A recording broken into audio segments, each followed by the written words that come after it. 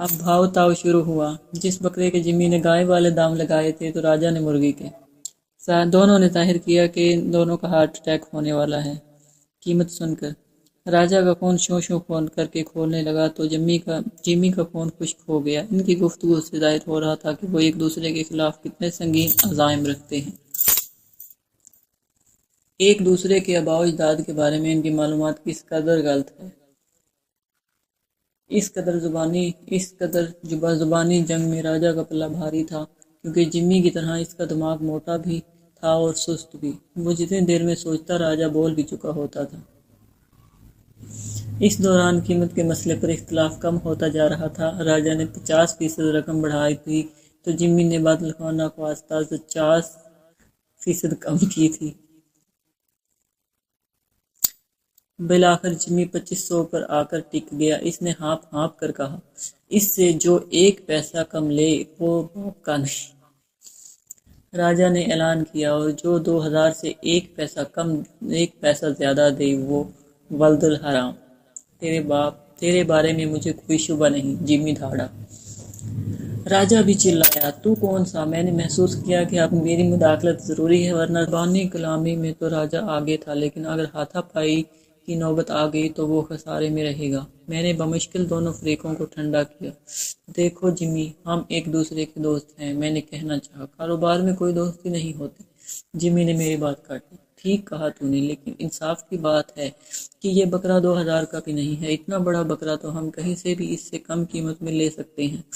अब तू हठधर्मी दिखाएगा तो अपना ही नुकसान करेगा। मैंने जिम्मी को खबरदार किया।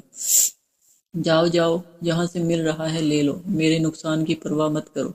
जिम्मी ने खुफगी से कहा। जलील, कोई जरूरत नहीं इस मोटे खसीस से बात करने की। राजा चिल्लाया, बकरे बहुत मिल जाएंगे। राजा, तू 1 मिनट के लिए खामोश बैठ, मैंने कहा, और जिम्मी से कहा, ये सब बकरे कितने के बेचोगे? सोचकर एक कीमत बताओ। एक कीमत? जिम्मी सोच में पड़ गया। इसके पास 10 बकरे थे। 25,000 नहीं, 30,000। हाँ, इतनी रकम ठीक रहेगी। इसने बुलंद आवाज में कहा। तुम 30,000 दे दो, सारे बकरे तुम्हारे। अगर मैं तुम्हें 35,000 दिलवा दूं तो? जिम्मी की आंखें फैल गई। 35,000? इसने कहा। तुम कैसे दिलवाओगे? ये मेरा काम है जिम्मी। हाँ, इतना बता दूं कि 35 से ऊपर जितना होगा सब मेरा होगा। जिम्मी की आंखें मजीद फैली। 35 से भी ऊपर? कितनी रकम और? शायद इतनी ही और। इस दफा जिम्मी की आंखों में फैलने की गुंजाइश नहीं रही थी। वो पहले ही मुमकिन हद तक फैल चुकी थी। जलील, तू किस चक्कर में है? मुझे किसी गड़बड़ की बू आ रही है। तेरी नाक खराब है। कोई गड़बड़ नहीं है, मैंने खलूस से कहा। मैं नहीं मान सकता।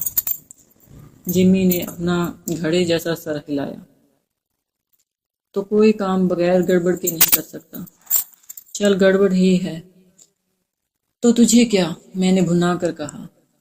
तुझे सिर्फ अपने मुनाफे से मतलब रखना चाहिए। मुनाफा? जिम्मी फिर सोच में पड़ गया। रकम का सुनकर इसकी अकल यूं ही घास किसी चरागाह की तरह चली जाती थी।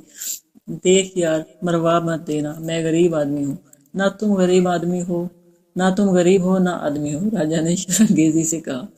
तुम वो हाथी हो जो अपने दोनों दांतों की बदौलत सांप बनकर बैठे हो, बल्कि अजदहा बनकर। मोटे खसी कंजूस।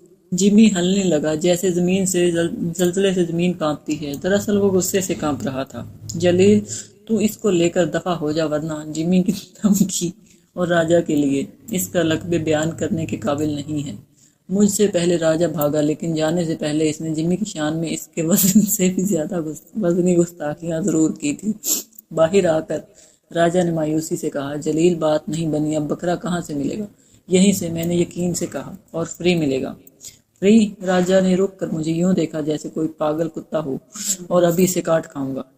तेरा दिमाग चल गया है। जिम्मी किसी को कुछ फ्री देने के लिए वाला नहीं है। मौत के फरिश्ते से भी जान का सौदा करेगा जब वो इसे जहन्नुम ले जाने के लिए आएगा। मेरा दिमाग जरूर चला था, मैंने एतराफ किया, जब तुम दोनों ताज़ा सोकनों की तरह लड़ रहे थे, लेकिन बिल्कुल दुरुस्त समय में मेरे जहन में एक शानदार स्कीम आई है जिससे सबका काम चल जाएगा। क्या सबका काम तमाम हो जाएगा? राजा ने सर दाह भरी। जैसा कि अक्सर होता रहा है, लेकिन इस दफा ऐसा नहीं होगा, मैंने इसे यकीन दिलाया। जब तू मेरा आइडिया सुनेगा तो अश अश कर उठेगा। कुछ देर बाद हम धुआंधार मसाले वाले بمبئی بریانی کھا رہے تھے۔ میرے کانوں سے شاید دھواں نکل رہا تھا اور آنسوؤں کی وجہ سے ماحول اشک آور لگ رہا تھا۔ جملہ حاضرین زارو قطار رو رہے تھے۔ آتش نے غالباً اسی بریانی کے بارے میں کہا تھا۔ شاید اسی کا نام بریانی ہے۔ آتش، ایک آگ سی لگی ہے سینے میں۔ دردناک لنچ سے فارغ ہو کر ہم نے دودھ پتی کے 2 کپ پیٹ میں ڈالے، تب کہیں جا کر ہوش ٹھکانے آئے۔ راجا نے ڈکار لے کر کہا، ہاں تو تیرا شاندار آئیڈیا کیا ہے؟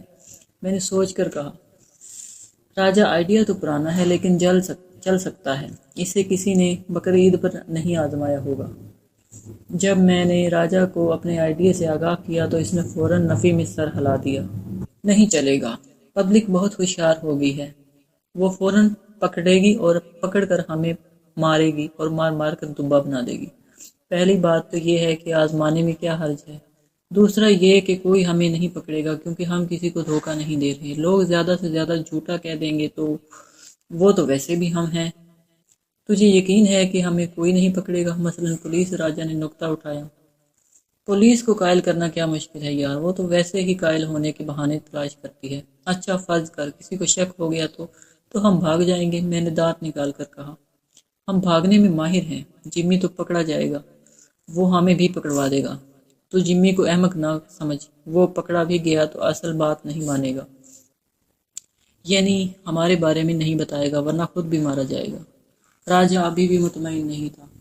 چل، میری تو مجبوری ہے، میرے ظالم باپ نے مجھے وارننگ دی ہے کہ میں نے قربانی کے لیے بکرا مہیا نہیں کیا تو وہ مجھے دکان سے اٹھا کر راؤنڈ پر لگا دے گا۔ ذرا سوچ، میں گدھا گاڑی چلاتا کیسا لگوں گا؟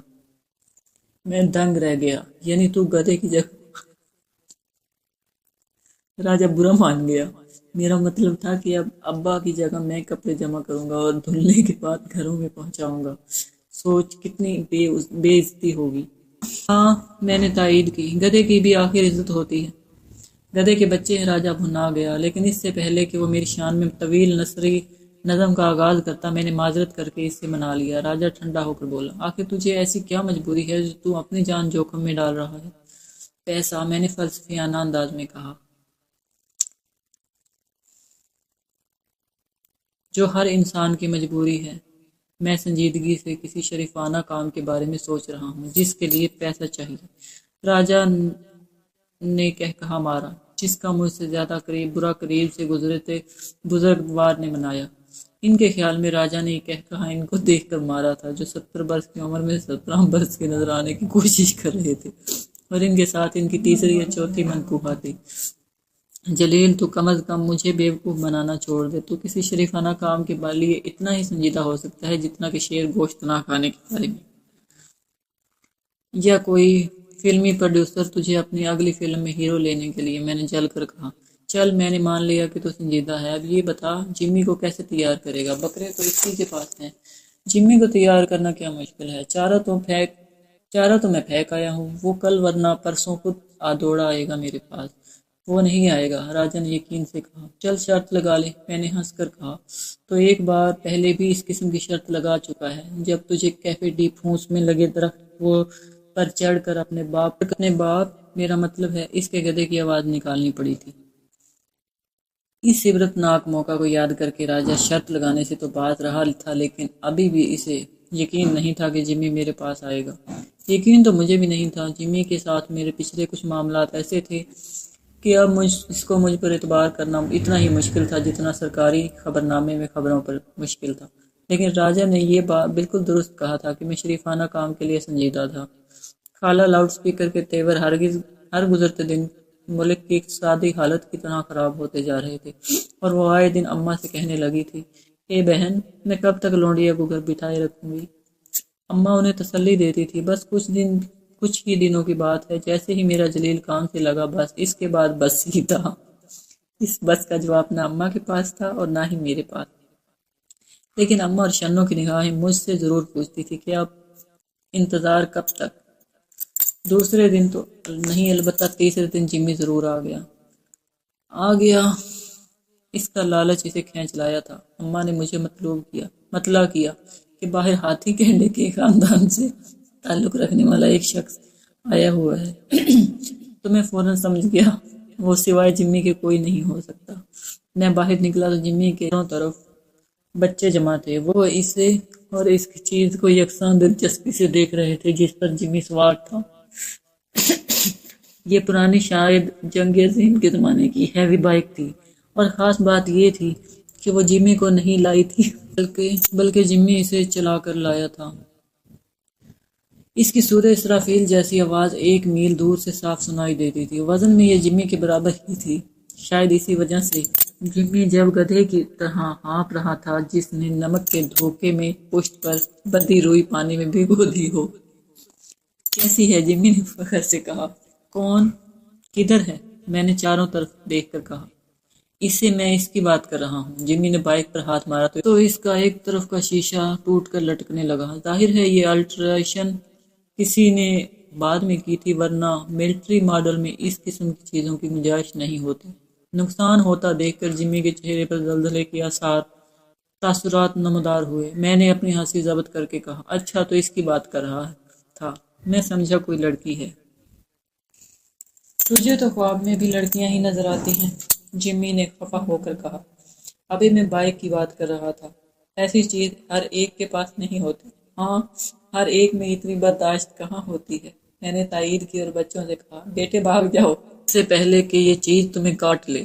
ظاہر ہے بچے کہاں ٹلنے والے تھے، بلکہ ایک 5 سالہ سرکش نے کہا، خود بھی تو بھاگو، تمہیں نہیں کاٹے گی۔ میں عادی ہو گیا ہوں بیٹے، میں نے آنکھ بھر کر کہا اور جمی کے پیچھے بیٹھ کر کہا، یہاں سے نکل چلو اس سے پہلے کہ بچوں کے ساتھ بڑے بھی آ جائیں تم دونوں کی زیارت کرنے۔ وہ اس میں پیٹرول نہیں ہے، جمی نے ندامت سے کہا۔ الو کے پٹھے! میں موٹر سائیکل سے اتر آیا۔ تو پھر اس مردے کو لے کر میرے دروازے تک آنے کی کیا ضرورت تھی؟ فوراً سے پیشتر دفع ہو جا ورنہ بچوں کو پیچھے لگا دوں گا۔ یار آتے ہوئے پورا 1 لیٹر پیٹرول ڈلوایا تھا، جمی نے فریادی لہجے میں کہا۔ راستے میں ہی ختم ہو گیا۔ میں نے افسوس سے سر ہلایا۔ جمی تو عقل سے بھی یتیم ہوتا جا رہا ہے۔ یہ بائک پیٹرول کے معاملے میں مرسڈیز سے کم نہیں ہے۔ 1 لیٹر تو اس کی داڑھ، میرا مطلب ہے کاربوریٹر بھی گیلا نہیں ہوتا۔ کسی نے تیرے ساتھ یہ دشمنی کی ہے، تجھے دیوالیہ کرنے کی سازش کی ہے۔ سازش تو نہیں ہے، جمی کا لہجہ رو دینے والا تھا۔ اسے میں نے 5000 کے بدلے لے لیا تھا۔ کس سے؟ اپنے کرایہ دار سے۔ اپنے کرایہ دار سے، میں نے کہا۔ جمی نے سر ہلایا۔ ایک حرامی پورے 3 مہینے کرایہ نہیں دے رہا تھا، سامان اس کے پاس تھا نہیں، اس نے کہیں سے یہ موٹر سائیکل لا دی، اب میں اسے کہاں ڈھونڈوں؟ میرے 5000 ان پر فاتحہ پڑھ لے۔ میں نے اسے مشورہ دیا، یہ تو سفید ہاتھی ہے، کوئی 4-5 ہزار کے ساتھ دے تب بھی میں اسے نہ لوں۔